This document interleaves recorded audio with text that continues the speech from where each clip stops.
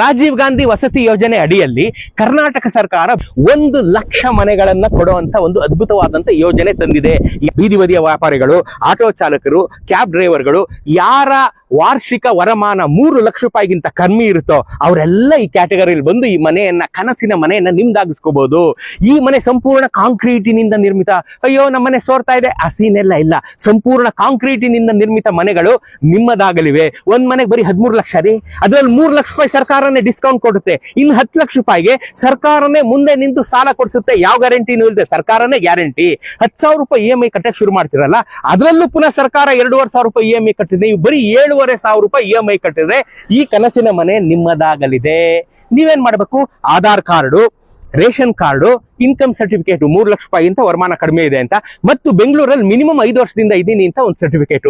ಇಷ್ಟನ್ನು ಈ ಕೆಳಕಂಡ ನಂಬರ್ ವೆಬ್ಸೈಟ್ ನೀವು ಸಬ್ಮಿಟ್ ಮಾಡಿದ್ರೆ ಇಮಿಡಿಯೇಟ್ ಆಗಿ ಈ ಮನೆಯನ್ನ ನಿಮಗೆ ಕೊಡ್ತಾರೆ. ಬೆಂಗಳೂರಿನ ವಿವಿಧೆಡೆಯಲ್ಲಿ 1 ಲಕ್ಷ ಮನೆಗಳು, ಐ ರಿಪೀಟ್, 1 ಲಕ್ಷ ಮನೆಗಳು ನಿಮ್ಮದಾಗಲಿವೆ. 7,000 ಮನೆಗಳು ರೆಡಿ ಟು ಆಕ್ಯುಪೈ. ನೋಡ್ರಿ ಹೆಂಗೆ, ನೋಡ್ರಿ ನವ ವಧುವಿನಂತೆ ಸಿಂಗಾರ ಮಾಡ್ಕೊಂಡು ನಿಮ್ಮ ಬರುವಿಕೆಗಾಗಿ ಕಾದಿದೆ. ಇನ್ಯಾಕ್ ತಡ, ನಾನು ಹೇಳಿದಂತ ಡಾಕ್ಯುಮೆಂಟ್ ಸಬ್ಮಿಟ್ ಮಾಡಿ ನಿಮ್ಮ ಕನಸಿನ ಮನೆಯನ್ನು ನಿಮ್ದಾಗಿಸ್ಕೊಳ್ಳುವಂತ ಜವಾಬ್ದಾರಿ ನಿಮ್ಮದು.